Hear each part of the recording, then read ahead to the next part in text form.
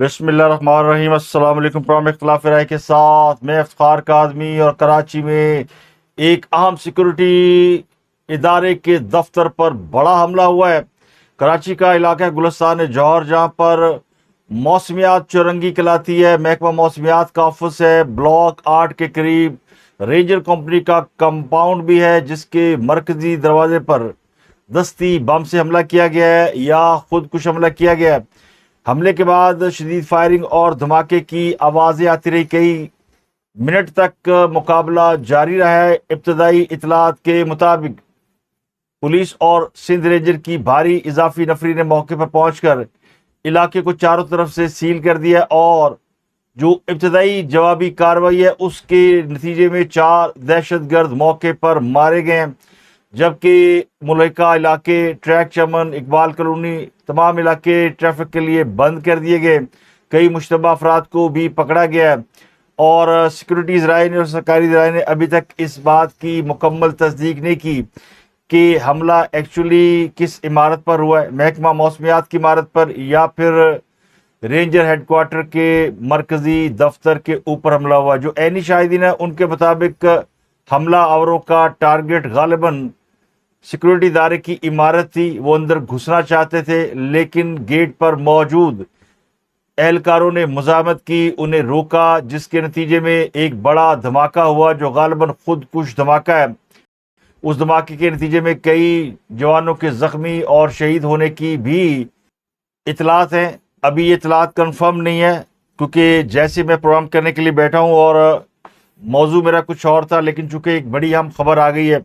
पाकिस्तान में भी मुहर्रम का अशरा कंप्लीट हुआ है और इस दौरान सिक्योरिटी के हमने बहुत ज़बरदस्त किस्म के इकदाम देखे और लगता है कि अशरे से अगले रोज़ ही सिक्योरिटी इदारों ने थोड़ी सी सुस्ती दिखाई या थोड़े रिलैक्स हुए तो दहशत गर्दों ने निशाना बना लिया।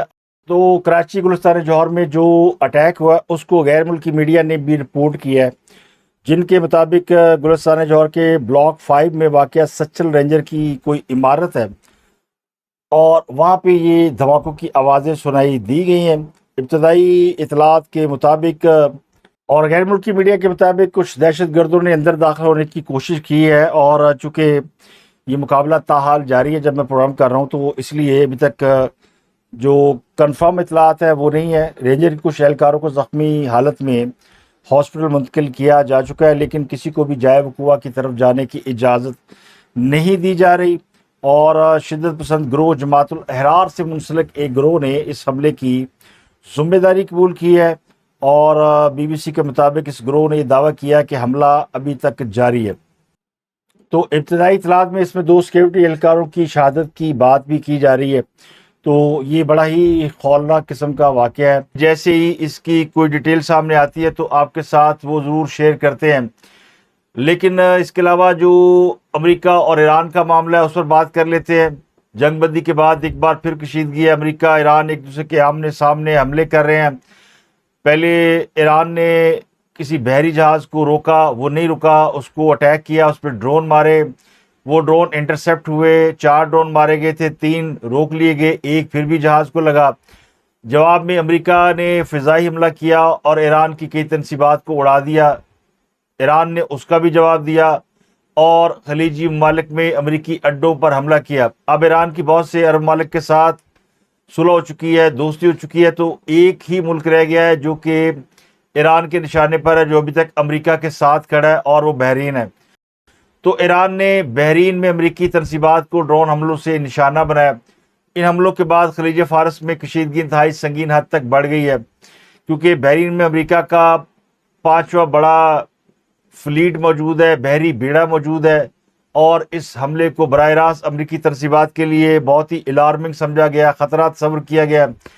तो पेंटागन ने फैसला ये किया कि अमरीकी अड्डों को अब अरब ममालिक से निकाल लिया जाए और इसके अलावा खित्ते में उनका जो जहाँ भी अड्डा है वहाँ पर जंगी जहाज़ों और फ़िज़ाई दिफाई निज़ाम को हाई अलर्ट कर दिया। तो ये झगड़ा जो है वो पिछले 24 घंटे से जारी है। आपने हुर्मुज़ में एक तिजारती जहाज़ गुजर रहा था, ईरान ने वार्निंग दे रखी है कि कोई जहाज़ उसके मुकर्रर करदा रास्ते के अलावा गुजरा तो उसको टारगेट किया जाएगा। लेकिन अमेरिका ने एक और بحری راستہ ڈھونڈ لیا, وہاں سے جہازوں کو گزارنے کی کوشش کی گئی اور کئی جہاز گزر بھی گئے ہیں. تو اسی طرح 25 جون کو ایم وی ایور لولی نامی تجارتی جہاز, اس کو روکا گیا, اس کو وارننگ دی گئی لیکن وہ نہیں روکا. تو پھر ایران نے اس کے اوپر میزائل مارے, جس کے جواب میں ایران کے ساحلی علاقوں پر حملہ کیا گیا. ان کے جو ساحلی ریڈار ہیں, میزائل اور ڈرون سٹوریج کو نشانہ بنایا گیا. یہ آپ نے ہرمز کی نگرانی کے لیے جو بلڈنگ بنی ہے یا سیٹ اپ بنا ہوا, اس کو ٹارگٹ کیا گیا. تو اس کے بعد ظاہر ہے پوری دنیا میں ایک بار پھر ماحول کشیدہ ہو گیا. جنگ بندی کے بعد پہلی مرتبہ یہ کشیدگی شروع ہوئی ہے. ٹرمپ نے الزام عائد کیا ایران کے اوپر کہ اس نے جنگ بندی کے معاہدے کی خلاف ورزی کی ہے اور آپ نے ہرمز میں ایک بڑے تجارتی جہاز کو نشانہ بنایا. ایران نے کہا کہ ساحلی نگرانی کی تنصیبات پر امریکی حملہ نہ صرف اقوام متحدہ کے چارٹر کے آرٹیکل 2 کی شق 4 کی خلاف ورزی ہے, بلکہ 18 جون کو جو جنگ کے خاتمے سے متعلق مفاہمتی یادداشت ہوئی, اس میں بھی جو کلاز 1 ہے اس کی بھی خلاف ورزی ہے, جس میں طے کیا گیا تھا کہ کسی بھی حالت میں کوئی ملک ایک دوسرے کے اوپر اٹیک نہیں کرے گا. اب بہت سے لوگ یہ سوال بھی اٹھا رہے ہیں کہ سالس کدھر گئے؟ اگر ایران نے کسی بحری جہاز کو نشانہ بنایا تھا تو امریکہ کو چاہیے تھا کہ سالس کو شکایت کرتے. تو ایران کے اٹیک کے ردعمل کے طور پہ جو کچھ امریکہ نے کیا وہ بھی انسٹنٹ تھا, لیکن پاکستان کو امریکہ نے شکایت لگائی اور پھر پاکستان نے ایران سے رابطہ بھی کیا. پاکستان کے وزیر خارجہ اسحاق ڈار نے ایرانی وزیر خارجہ عباس عراقچی سے بات کی اور ان سے پوچھا کہ یہ سب کیا معاملہ چل رہے ہیں اور کیوں ایران نے اس تجارتی جہاز کو نشانہ بنایا. تو انہیں بتایا گیا کہ چونکہ وہاں پہ پاسداران انقلاب ان کی ٹیریٹری ہے اور وہ سیکورٹی کے معاملات میں مکمل آزاد ہیں, انہوں نے ایک لائن ڈرا کر رکھی ہے, اس کی وائلیشن ہوگی تو ظاہر ہے اس کا جواب بھی آئے گا. تو مبصرین کے مطابق ایران کی جانب سے آبِ ہرمز میں ایک اور آئل ٹینکر کو نشانہ بنائے جانے کے بعد لگتا یوں ہے کہ تہران حالیہ جنگ بندی کے معاہدے کا ہر ممکن طریقے سے سخت امتحان لے رہا ہے. یعنی یہ چیک کر رہا ہے کہ واقعی امریکہ سیریس ہے, معاہدہ ہوا ہے یہ نہیں ہوا. تو ایران امریکہ کو ٹیسٹ کر رہا ہے. یہ جو چھوٹے موٹے اٹیک ہے یہ دراصل امریکہ کو جانچنے اور ماپنے کے لیے, کیونکہ ایران امریکہ کے ساتھ دور تک جانا چاہتا ہے اور یہ بھی چاہتا ہے کہ آبِ ہرمز میں اس کی مرضی کے قوانین لاگو ہوں اور جو بحری گزرگاہیں ہیں وہ اس کے انڈر کنٹرول رہیں. اور یہ صرف ایران نہیں چاہتا ہے, یہ عمان بھی چاہتا ہے, یہ قطر بھی چاہتا ہے. عرب ممالک کی خواہش یہ کہ بجائے اس کے کہ امریکہ ان پانیوں کے اوپر آ کر بیٹھ جائے, بہتر ہے کہ ایران بیٹھا رہے جس سے بات بھی ہو سکتی ہے. تو اس لیے ایران اس کو ٹیسٹ کر رہا ہے اور یہ بھی ہو سکتا ہے کہ وہ پابندیوں کے خاتمے کے لیے دباؤ بڑھانے کی کوشش کر رہا ہو, یعنی اپنا بھاؤ بڑھا رہا ہو, کیونکہ ابھی ایران پہ بہت ساری پابندیاں ایسی ہیں جن کے اوپر نیگوسیشن ہونی ہے. تو یہ ٹیبل پر بیٹھنے کے لیے اپنی مائٹ دکھانا کبھی کبھی ضروری ہوتا ہے. تو تہران اب حد سے تجاوز کر رہا ہے یا واقعی اس کے پاس اتنی مائٹ ہے؟ تو لوگ بڑے پریشان ہیں. ان جھگڑوں کے بعد ایک بار پھر تیل کی قیمتیں بلند ہوئیں اور کچھ گھنٹوں کے بعد وہ دوبارہ سٹیبل ہو گئیں, لیکن یہ معاملہ لگتا ہے کہ یہاں پر رکے گا نہیں, کیونکہ ایران نے بحری جہازوں کو خبردار کر رکھا ہے کہ وہ کوئی اور راستہ, یعنی جو غیر منظور شدہ راستہ ہے وہ استعمال نہ کرے. تو جو ٹریکنگ پلیٹ فارم کپلر ہے جو بحری جہازوں کی آمد و رفت کا ریکارڈ رکھتے ہیں, ان کے مطابق 42 بحری جہاز گزرے ہیں جن میں آدھے جہازوں نے عمان کے ساحل کے ساتھ ایک غیر منظور شدہ جنوبی راستہ استعمال کیا ہے. اور اب چونکہ ایران نے ایک تجارتی جہاز کو ہٹ کیا, پھر امریکہ نے اٹیک کیا, تو اب یہ آمد و رفت ایک مرتبہ پھر معطل ہو چکی ہے. اس دوران یہ جو عمان کے ساتھ والی کھاڑی ہے یا راستہ ہے, تو اس میں سے اب تک پچھلے کئی دنوں میں 2500 ملاحوں کو نکال لیا گیا. اس معاملے میں امریکی نائب صدر کھل کر سامنے ہے. ان کا کہنا یہ کہ اگر کوئی معاملہ تھا تو ایران کو چاہیے تھا کہ ٹیلی فون اٹھاتا اور امریکہ سے بات کر لیتا, کیونکہ یہ جو ایم او یو سائن ہوا ہے اس کے مطابق امریکہ اور ایران میں براہ راست رابطے کے لیے ہاٹ لائن قائم کر دی گئی ہے, لیکن ایران نے ایسا نہیں کیا. تو پھر امریکی نائب صدر نے کہا کہ پھر مجبوری ہے, تشدد کا جواب ہم تشدد سے دیں گے. اگر کوئی معاہدے کی شک یا ایم او یو میں کوئی پرابلم ہے تو وہ ایران ہم سے کہہ سکتے ہیں. دوسری طرف سلطنت آف عمان نے آپ نے حرمت سے گزرنے والے جہازوں پر فیس وصول کرنے پر آمادگی ظاہر کر دی ہے، اور ان کا کہنا یہ ہے کہ چونکہ عمان اور ایران یہ نہ صرف بحری راہداری کو فیسیلیٹیٹ کرتے ہیں، انہیں صاف رکھتے ہیں، ماحول کو بہتر رکھتے ہیں، سیکورٹی دیتے ہیں، تو اس کی کوئی نہ کوئی فیس ہونی چاہیے۔ تو قطر نے بھی اس پہ آمادگی ظاہر کر دی ہے۔ قطر نے اس معاملے میں ذرا محتاط موقف اختیار کیا، مگر وہ کہتے یہ ہیں کہ وہ ایران کے ساتھ مل کر سمندری راستوں پر ہونے والے اخراجات اور انتظامات پر بات کریں گے، کیونکہ اگر وہاں پہ ایرانی سیکورٹی موو کرتی ہے تو ظاہر اس کے بھی اخراجات ہیں۔ تو خلیج تعاون کونسل نے ایک روز قبل جو اعلامیہ جاری کیا تھا، اس میں یہ کہا تھا کہ آپ نے حرمت میں ٹول یا فیس نہیں عائد کی جا سکتی، اس پر عمان اور قطر نے بھی دستخط کیے ہوئے ہیں۔ اب چونکہ ایران کے کئی عرب ممالک کے ساتھ تعلقات بہتر ہو گئے ہیں، اور آج سے ایران اور متحدہ عرب امارات کے درمیان تجارت بھی بحال ہو گئی ہے، اور 1 جولائی سے پروازیں بھی بحال ہو رہی ہیں، تو ایران کا جو تجارتی مال ہے جو یورپ سے یا کسی اور جگہ سے آتا ہے، وہ پھر زیادہ تر دبئی کے جبل علی ایئرپورٹ پر لینڈ کرتا ہے۔ تو اب وہاں پر ایران کو تجارت کی اجازت مل گئی ہے، سعودی عرب کے ساتھ بھی ان کے معاملات بہتر ہو گئے ہیں۔ آج کے خطے میں نے آپ کو بتایا ایک ہی ملک رہ گیا، یعنی اب کوئی بھی امریکہ حرکت کرے گا تو تھپڑ صرف بحرین کو پڑے گا، چپیڑیں اس کو پڑیں گی۔ تو بحرین اب امریکہ سے کہہ رہے کہ پائن ساڑی جان چھاڑ دو، باقیوں نے معاملہ سیٹ کر لیے ہیں، اب آپ یہاں سے اپنا بحری بیڑا دائیں بائیں کر لیں تو ہماری بھی جان چھوٹ جائے۔ لیکن جب تک امریکی بحری بیڑا یا امریکی اڈا بحرین کے اندر رہے گا تو امریکہ کے کسی بھی حملے کا جواب یا بھگتان بحرین کو بھگتنا پڑے گا۔ تو یہ عجیب و غریب قسم کی مصیبت ہے جس میں پھنس گیا۔ اب آتے ہیں جی، پنجاب حکومت کے ایک نئے قوانین نے چیخیں نکلوا دی ہیں، شور مچ گیا کہ یہ کیا ہو گیا۔ ڈان اخبار نے اس پہ ایک رپورٹ جاری کی ہے۔ میں نے آپ کو کل ویلاگ میں شاید یا اس سے ایک روز قبل خبر دی تھی کہ پنجاب حکومت نے نیا غنڈہ ایکٹ نافذ کرنے کا فیصلہ کیا۔ اس کی جو ڈیٹیلز ڈان اخبار نے شائع کی ہے، اس کے مطابق انتظامیہ محض ایک انٹیلیجنس کمیٹی کی بنیاد پر کسی بھی شخص کا بینک اکاؤنٹ منجمد کر سکتی ہے، جائیداد فون ضبط کر سکتی ہے، اور سوشل میڈیا پر اس کی ایکٹیویٹی ختم کر سکتی ہے۔ یہ سزا نہیں ہے، بلکہ اس سزا سے پہلے ہے، سزا تو 3 سال اور 7 سال سزا ہے۔ تو ڈان اخبار کے مطابق یہ بہت ہی متنازع اور سخت ترین قانون۔ اب آپ کو پتا ہے ڈان اخبار بھی کوئی ریاست کے ساتھ نہیں ہے، حکومت کے ساتھ نہیں ہے، وہ اکثر حکومت سے الگ لائن لیتے ہیں۔ تو وہاں پہ ایک وکیل صاحب نے مضمون لکھا ہے، ساری ڈیٹیل بتائی ہے، اس پہ شور مچا ہوا ہے، کیونکہ ڈان اخبار انگریزی کا اخبار ہے اور انگریزی اخبار کی ایک ویلیو ہوتی ہے۔ اس کو Punjab control of habitual offender and anti social behaviour bill 2026 کے نام سے کمیٹی کے سامنے رکھا گیا تھا، جہاں سے یہ منظور ہو گیا۔ اب یہ پنجاب اسمبلی میں آ رہا ہے، جہاں سے یہ منظور کرایا جائے گا۔ بل کی تیاری جو ہے وہ منڈی بہاؤالدین سے تعلق رکھنے والے ایک مسلم لیگ نون کے رکن اسمبلی نے کی ہے، اور وہ سابق جج بھی ہیں، ڈسٹرکٹ اینڈ سیشن جج رہے ہیں خالد محمود رانجھا صاحب۔ یہ محسن شاہ نواز رانجھا کے قریبی عزیز ہیں، جو نون لیگ کے پرومیننٹ لیڈر بھی ہیں۔ تو ان کا پیش کردہ بل لوگوں کو بہت ہی زیادہ ہانٹ لگ رہا ہے، خاص کر ان لوگوں کو جن لوگوں کو پنجاب کے اندر کسی بھی قسم کی فورس نہیں چاہیے، جن کو پنجاب میں امن بھی چاہیے اور پولیس بھی نہیں چاہیے، جن کو پنجاب میں کسی گھر پر قبضہ بھی نہیں چاہیے اور اس کو ختم کرانے کے لیے کوئی تھانے دار بھی نہیں چاہیے۔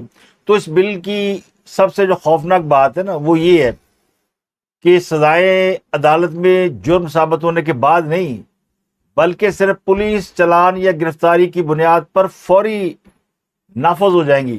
یعنی اگر کسی شہری پہ الزام لگا، کوئی بھی پولیس والا کسی سے کہتا ہے کہ مجھے 5 لاکھ دو، نہیں تو میں تم پہ یہ کیس ٹھوک دوں گا، اور وہ نہیں دیتا، اس پہ کیس ٹھوک دیا جاتا ہے، تو وہ جو رپورٹ تیار کرے گا، اس رپورٹ کے تحت اس کا بینک اکاؤنٹ فریز، اس کی جائیدادیں ضبط، اس کا موبائل فون، لیپ ٹاپ، ڈیٹا، انٹرنیٹ سب رگڑا جائے گا، اور سوشل میڈیا پر اس کے تمام اکاؤنٹ بلاک ہو جائیں گے۔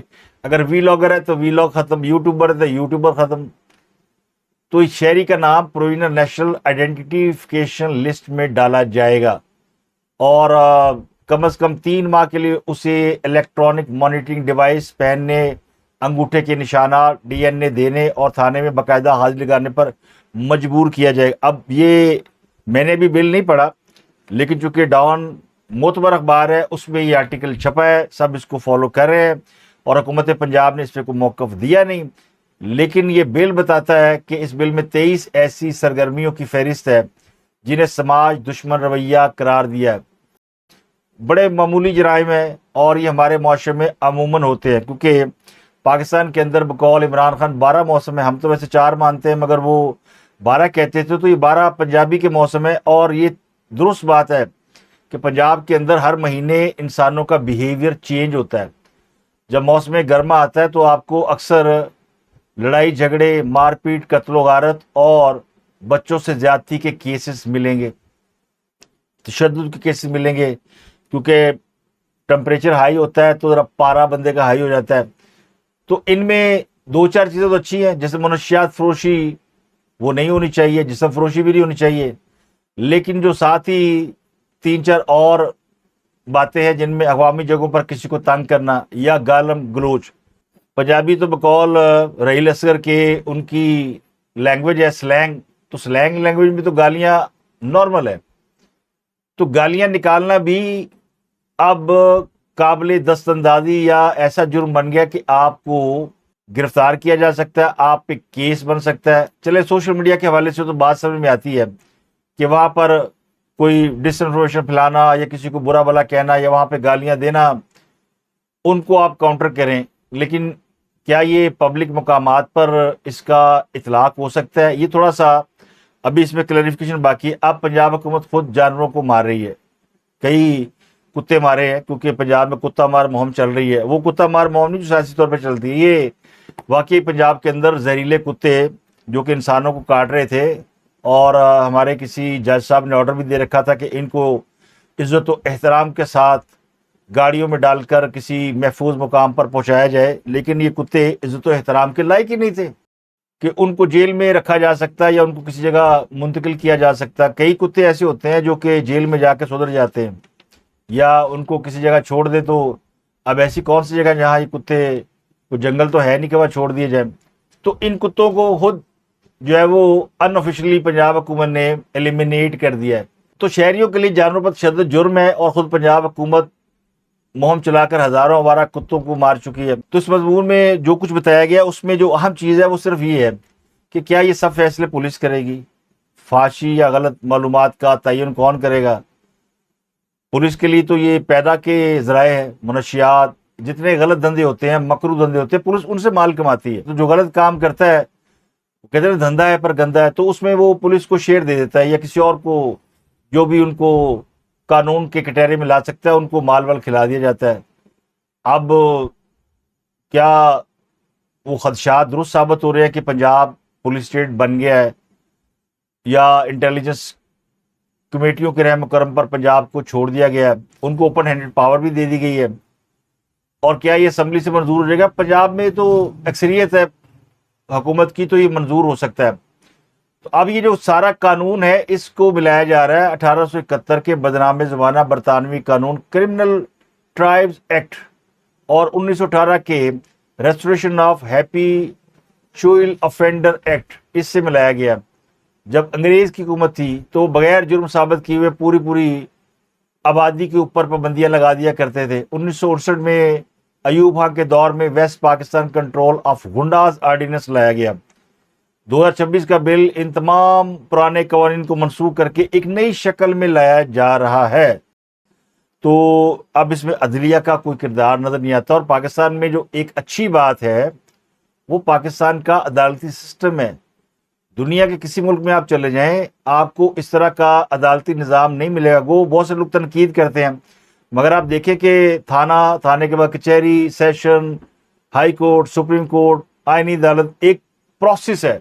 ऐसा नहीं होता कोई एक बंदा आपको बैठ के आपके खिलाफ कार्रवाई करे और आपको एक ही कलम से अंदर कर दे। तो पाकिस्तान के अंदर अदालतें इंसाफ देती हैं, लेकिन कहीं कहीं अदालतें वहाँ कंप्रोमाइज़ हो जाती हैं। दो जगहों पे होती है, एक जहाँ पर रियासत इन्वॉल्व हो जाती है यानी हुकूमत, तो कहीं ना कहीं अपनी मर्जी के काम वो निकलवा लेते हैं, और दूसरा करप्शन जो कि हमारे माशरे में है। लेकिन 99% पाकिस्तान का अदालती निज़ाम फेयर है। मैं पूरी कन्विक्शन से कह रहा हूँ। अब یوتھ یہ اور عمران نوز کہیں گے یہ کہ فیئر ہوتا تو پھر عمران خان اندر ہوتا. تو عمران خان صاحب عدالتی فیصلے کے نتیجے میں اندر ہوئے ہیں، اور جب بھی باہر آئیں گے کسی عدالتی فیصلے کے نتیجے میں آئیں گے باہر. پھر آپ کو پتا ہے کہ خان صاحب کے ساتھ اور بھی بہت سے معاملات ہیں. تو یہ جو بل ہے اس نے لوگوں کی چیخیں نکال دی ہیں. اب مجھے نہیں پتا کہ یہ واقعی بل آ رہا ہے نہیں آ رہا، یا کوئی بحث کے لیے دروازہ کھولا گیا، کیونکہ ہمارے یہاں بہت سارے نان ایشوز جو ہیں وہ ایشوز کو کنٹرول کرنے کے لیے لائے جاتے ہیں. مہنگائی ہے، پیٹرول کی قیمت کم کیوں نہیں ہوئی؟ آپ دیکھیں نا، پیٹرول پوری دنیا میں تیل سستا ہو گیا ہے، اور ہماری بھی غلطی ہے. معذرت چاہتے ہیں آپ سے کہ ہم نے آپ کو امید دلائی کہ اس مرتبہ بھی پیٹرول سستا ہوگا. میں نے خبر دی تھی کہ پیٹرول 20-22 روپے پر لیٹر سستا ہونے جا رہا ہے، کیونکہ سمری تو موو ہوئی لیکن وہ ایکسیپٹ نہیں ہوئی. پرائم منسٹر نے اس کو مانا نہیں ہے، اور وجہ کیا ہے کہ منسٹر صاحب نے ان کو کہہ دیا کہ آپ نے یہ پروو نہیں کرنا، کیونکہ ہمارے آئل کمپنیز کے ساتھ معاملات خراب چل رہے ہیں، اور اگر حکومت نے زبردستی عوام کو ریلیف دے دیا تو پھر کیا ہوگا؟ یہ آئل کمپنیز پیٹرول پمپ کو تیل سپلائی کرنا بند کر دیں گی. ملک میں ایک نیا کٹا کھل جائے گا اور ایک نیا بحران شروع ہو جائے گا. پیٹرول پمپ میں تیل ہی نہیں ہوگا تو بیچیں گے کیا؟ سستا تو دور کی بات، لوگ تو بلیک میں مہنگا لے کر پھر گزارا کریں گے.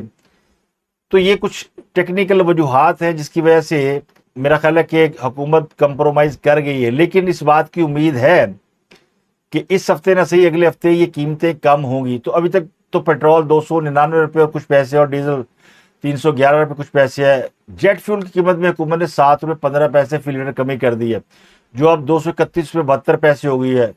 اور اس کمی کی وجہ سے جو ایئر لائنس کے کرایہ نا وہ ذرا کم ہوں گے. تو یہ حکومت اسی لیے جیٹ فیول کی قیمتیں کم کرتی ہے. بہت سے لوگ اس پہ بھی اعتراض کرتے ہیں. اب مجھے لگتا ہے کبھی کبھی میں حکومت کا اسپوکس پرسن بن گیا ہوں، لیکن کچھ چیزوں کی جو حقائق ہے، وضاحت ہے، وہ کرنی چاہیے. اب پتہ نہیں حکومت والے کیوں نہیں کرتے. دیکھیں جیٹ فیول جو ہے وہ جب یہ جنگ شروع ہوئی ہے اس سے پہلے اس کی قیمت 188 روپے پر لیٹر تھی.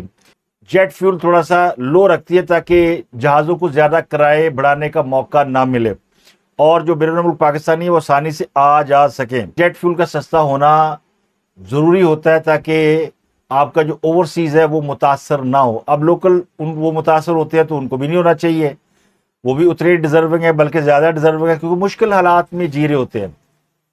اب حکومت نے پیٹرولیم جو مصنوعات ہیں، ڈیزل اور پیٹرول، اس کے اوپر لیوی بڑھا دی ہے.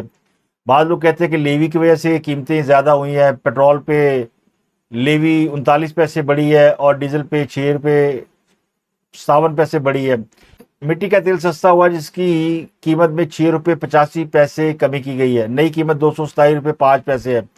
پہلے یہ 233 روپے 90 پیسے کا یعنی 234 روپے کا ملتا تھا. کچھ لوگ اس پہ شور مچا رہے ہیں کہ چونکہ پی آئی اے پرائیویٹائز ہو گیا تو وہ خرید لیا ہے بڑے بڑے بزنس ٹائکون نے، عارف حبیب اینڈ گروپ نے، اور اس میں فوجی فرٹیلائزر اور گروپ بھی شامل ہیں.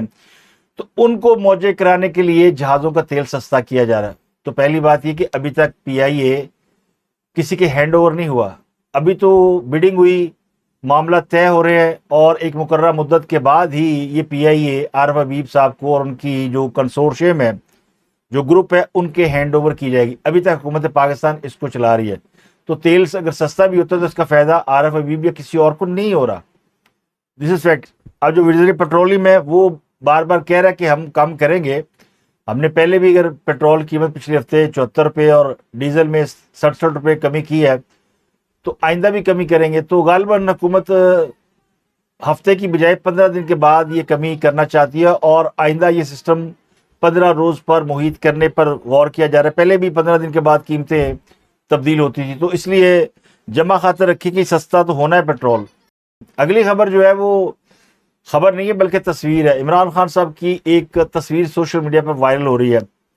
خان صاحب نے ہتھکڑی پہنی ہوئی ہے اور دعویٰ یہ کیا جا رہا ہے یہ 27 جون کو عمران خان کی عدالت میں پیشی کے دوران لی گئی تصویر ہے. پہلی تو بات یہ کہ خان صاحب کے خلاف کوئی کیس اس وقت جیل میں چل نہیں رہا، نہ وکیل جا رہے ہیں نہ عدالت لگ رہی ہے.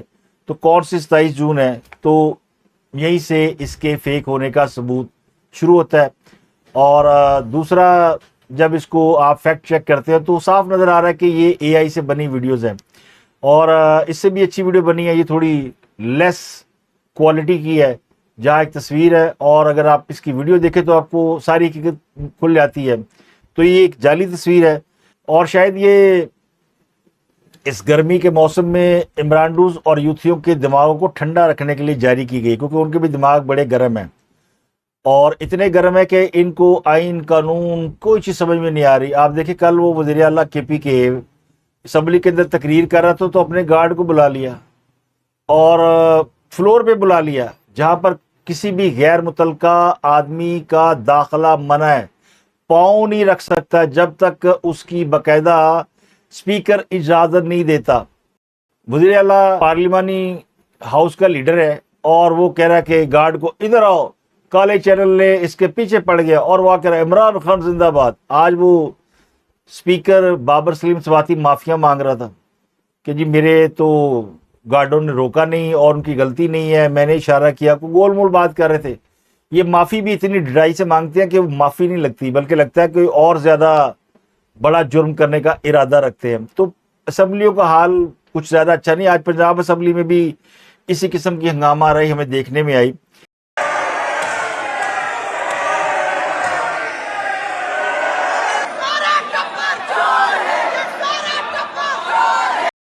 اب مریم نواز صاحبہ ظاہر ہے وہ پنجاب کے اندر خود تو ایوان میں موجود نہیں تھی، تو ان کی ریپرزینٹ ہوتی ہیں عظمیٰ بخاری صاحبہ یا مریم اورنگزیب صاحبہ۔ تو عظمیٰ بخاری آپ کو پتہ ہے کہ وہ ماشاءاللہ کسی کے ہاتھ آنے والی خاتون نہیں ہے، وہ اگر سڑک پر کھڑی ہو جائے تو ماشاءاللہ وہ اس طرح لڑتی ہے کہ 1000 مردوں پہ بھاری پڑ جاتی ہے، ان کو بولنے کا ڈھنگ آتا ہے۔ تو کچھ عورتیں بڑی ماشاءاللہ خطرناک ہوتی ہیں، اور ہماری عظمیٰ بخاری کئی مردوں پہ بھاری، وہ زداری ہے نا، وہ کئی مردوں پہ بھاری، یا عظمیٰ بخاری کئی مردوں پہ بھاری۔ تو آج اس نے ایوان کے اندر پرخچے ہی اڑا دیے، ادھر سے پی ٹی آئی والے، ادھر سے یہ۔ تو آپ کوئی اسمبلی اٹھا کے دیکھ لیں، پنجاب کی، سندھ کی، بلوچستان کی، کے پی کے کی، سب اسمبلیوں کے اندر جس طرح کا شور ہے، لڑائیاں ہو رہی ہیں۔ میں تو اس کو ویدر کی وجہ سے سمجھتا ہوں، موسم ذرا گرم ہے تو سب کے پارے ہائی ہوئے ہیں، لیکن مجھے لگتا ہے کہ ہمارے جو پارلیمنٹرین ہے وہ یہ بھول گیا، ان کو لگا کہ جنگ ختم ہو گئی ہے